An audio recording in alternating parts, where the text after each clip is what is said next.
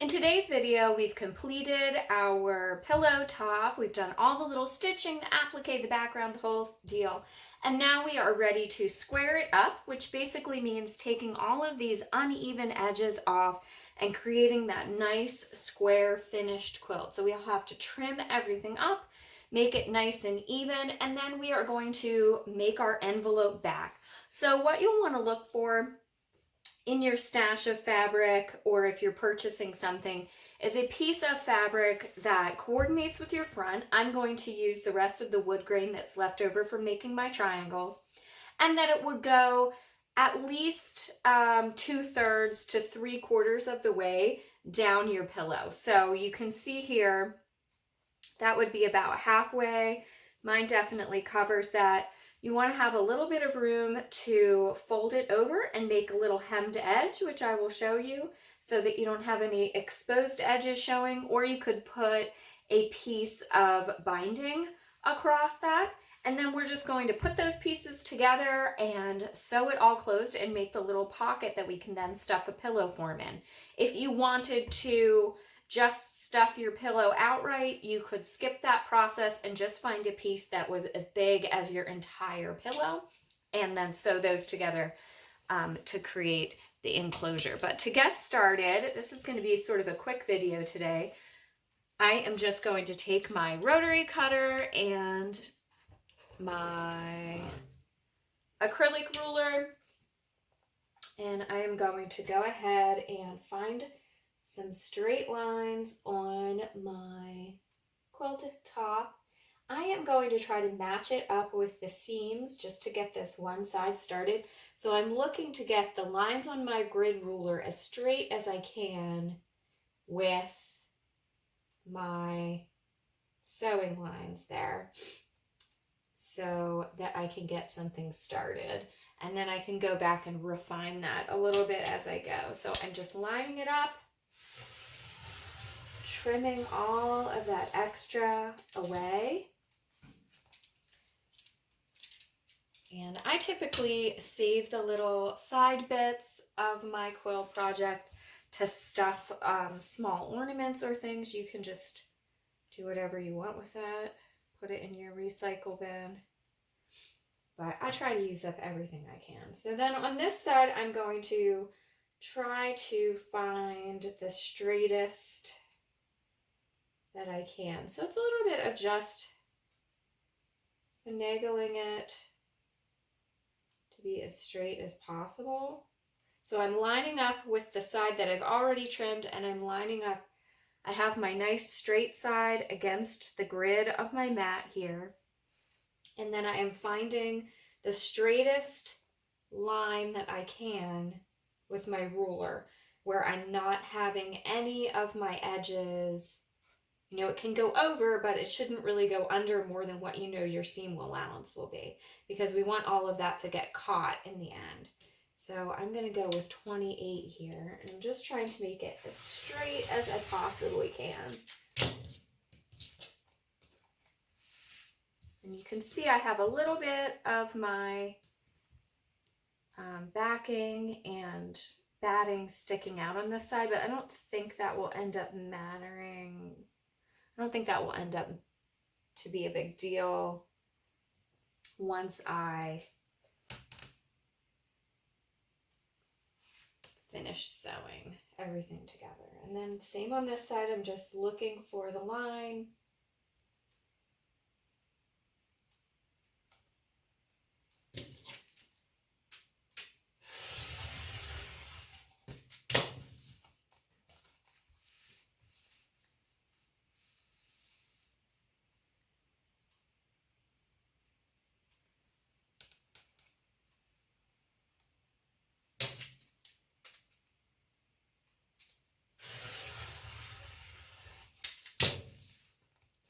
Until we get it all squared up. So there is our square top to our pillow. And I'm having that finishing at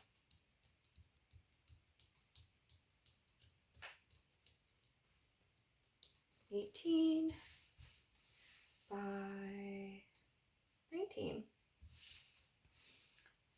So there is my pillow. And it's nice if they're a little bit smaller than a form. So I would maybe do a 20 by 20 form. That makes it have that really full and overstuffed look. So now I just need to cut this apart, and then we are going to hem and trim the envelope backing over. So I'm just going to take it over to my ironing board and iron over 1/4 of an inch here, and then roll that again and iron that over 1/4 of an inch, and then stitch all along there to hold it down to make that rolled over edge. Okay? So I'm going to just go iron and trim it open, and then I will take you to the sewing machine and show you how we're going to put this whole thing together. Okay, I have taken that whole length of fabric that I had and folded over and ironed for a nice crease. So I fold it over 1/4 of an inch. I just eyeball it. You could also use your ruler, but I think eyeballing it is just fine for a little hem on the back of a pillow. And then I fold that over again so that all of my raw edges are completely enclosed. Now I'm just going to go ahead and sew the whole length of that fabric. I have changed to the walking foot on my sewing machine, as well as put on a little fresh needle to finish my project here. And also because I was working on something else, I think I had a different needle in there. So I'm just going to go ahead and line that up and sew away.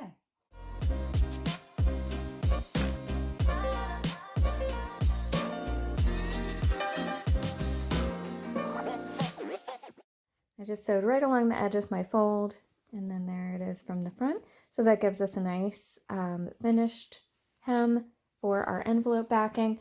Now I'm going to take it back over to our pillow top, and we will get a rough measurement.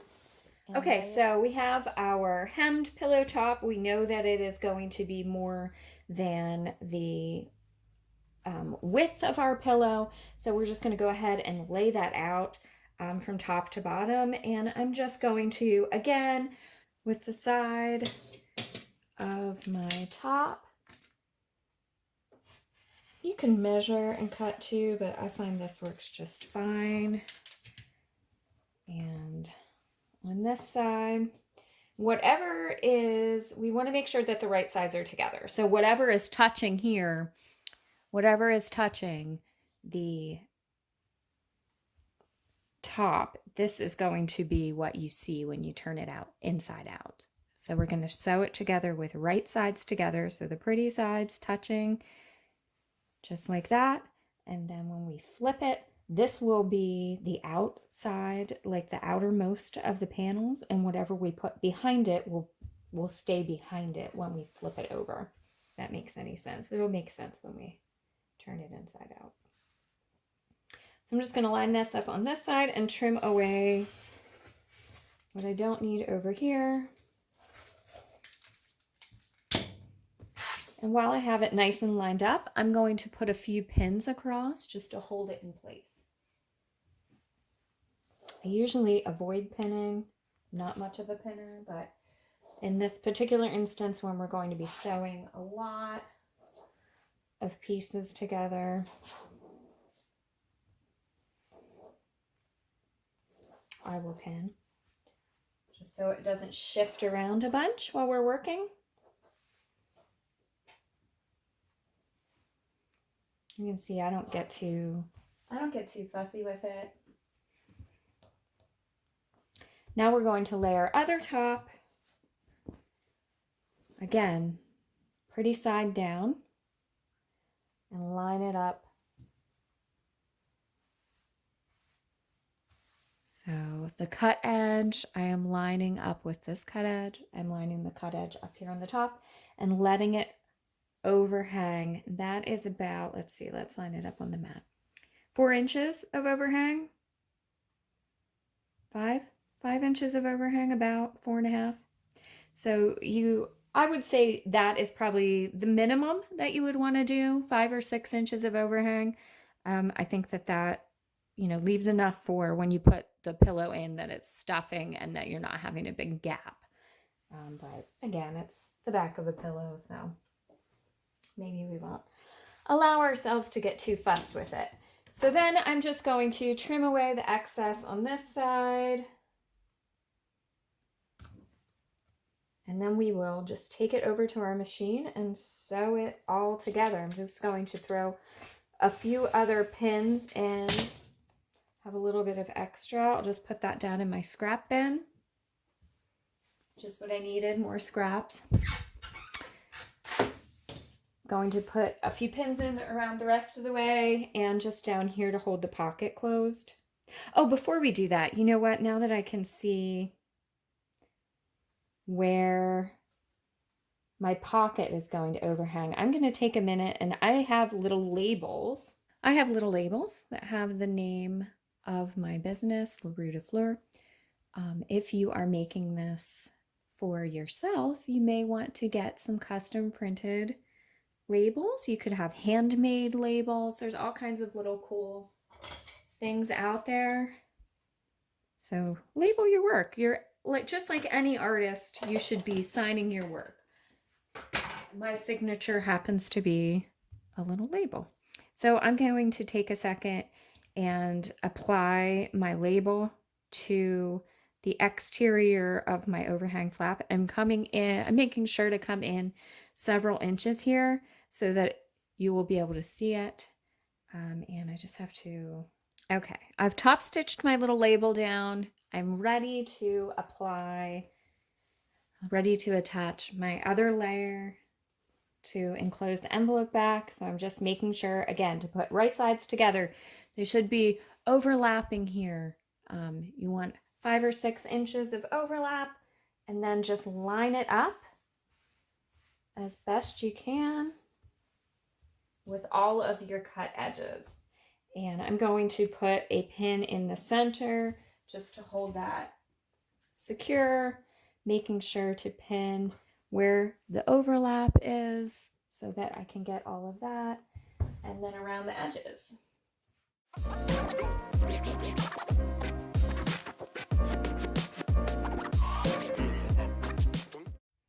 Okay, let's hop back over to the sewing machine. We're going to sew the entire perimeter, so all the way around. This will be the opening with which you can turn it inside out. If you were doing a fully enclosed one that you were going to stuff, you would want to leave about 3 or 4, however much room you would need to get your hand in to push the stuffing in. You would leave that unsewn there around the perimeter, back stitch or tack it with double stitching at the start and the stop, and leaving yourself that area that you could put your hand in and stuff, stuffing. But since I'm making the envelope closure, this will be where I turn it. My interior, once I remove this pin, will be open and I can flip the whole thing out. So that's not necessary for this, but just something to keep in mind depending on which way you plan to fill your pillow. Because you don't want to have to rip it open at the end. So I'm just going to stitch all the way around. I do a running stitch around the entire perimeter. And then I'm also going to go back around outside of my running stitch and do a zigzag stitch. I feel like that helps secure it. And then when I'm trimming, especially since this is just a cover, it may be washed independently from the stuffing. You may be turning it in and out different times and pushing on that seam. So I just feel like, since I don't have a serger or anything, I like to do the zigzag stitch because it reinforces that edge a little bit more from fraying. So let's pop back over to the sewing machine and we'll do those steps, and we're almost done. I have my walking foot on. I just feel like that helps since there's many layers of fabric here. The walking foot has little feet on the up, on the foot part, as well as the feed dogs that are in your machine, if you're not familiar with what that does. So there's a little gear in here, and that it helps pull all the fabric through, so you're not getting smushing and bunching and stuff. So if you have one of those, I would go ahead and put it on. If not, you'll be fine. You might have to work a little harder to get your fabric through there. So I am starting here. I have it lined up with the exterior edge of my walking foot, which is about 3/8. So I'm going to sew 3/8 away from the edge all of the way around, and then go back around to the exterior, so closer to the outer side edge with my zigzag stitch.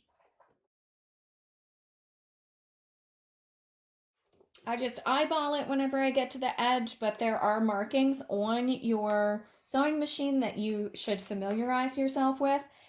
Leave your needle down if you've never done this before. Lift your presser foot up. You'll have some kind of lever at the back.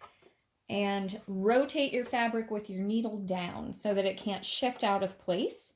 Then lower your presser foot once you've turned your fabric and keep going.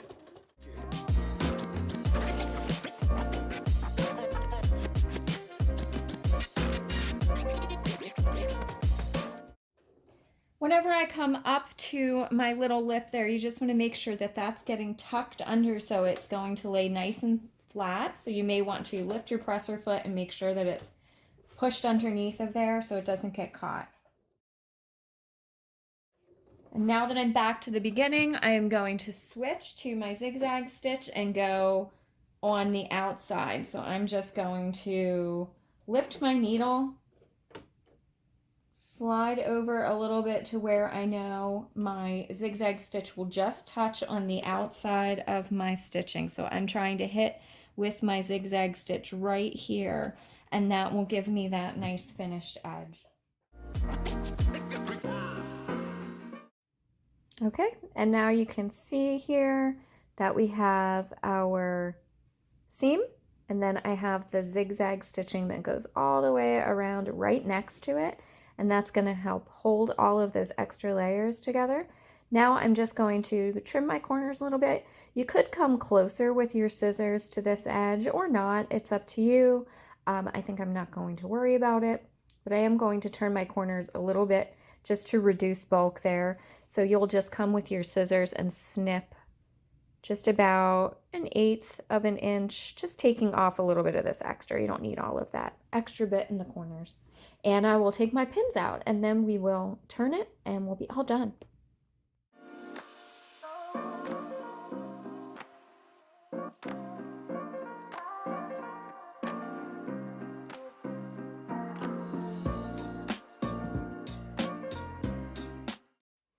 I am just going to use a little dull stick to poke out my corners a little bit more so I can get that extra fabric to the edge.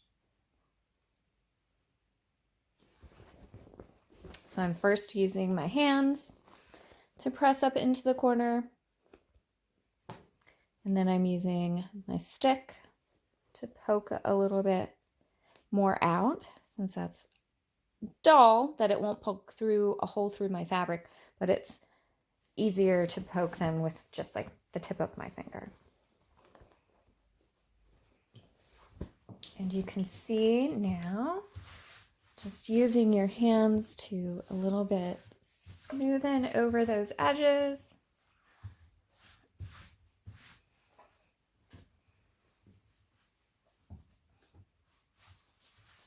You can press this as well if you like, but if you're going to stuff it, I don't know that that's really necessary. And here is how our envelope back looks. There is my label right there, and we have this nice pocket that we can fill with a form, and it would have been great planning ahead if I had a form ready to go, but I don't, because I don't do that.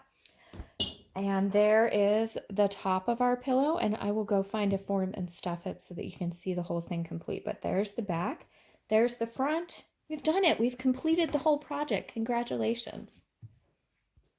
Okay, friends, so we've done it. We've gone all the way from creating the triangle background to creating the leaf applique, putting it on, doing all of our little fun hand stitches that make it nice and textural and give that really great handmade quality that we love so much. And now we've completed our envelope backing so we can have a nice fluffy stuffed pillow. So thank you so much for joining me for this tutorial. If you've enjoyed making the Anniken pillow, please like and subscribe, hit the notification button. I have lots of other projects coming up. In fact, we are going to get ready and make a new quilt for the month of November, as well as perhaps some Christmas sewing projects. I'm trying to come up with a few ideas right now, some little weekender things that you can get ready for people. But if you would like to join me for more videos, please do hit that subscribe, and I look forward to seeing you in the next videos. Stay creative, friends. Thank you so much. Have a great day.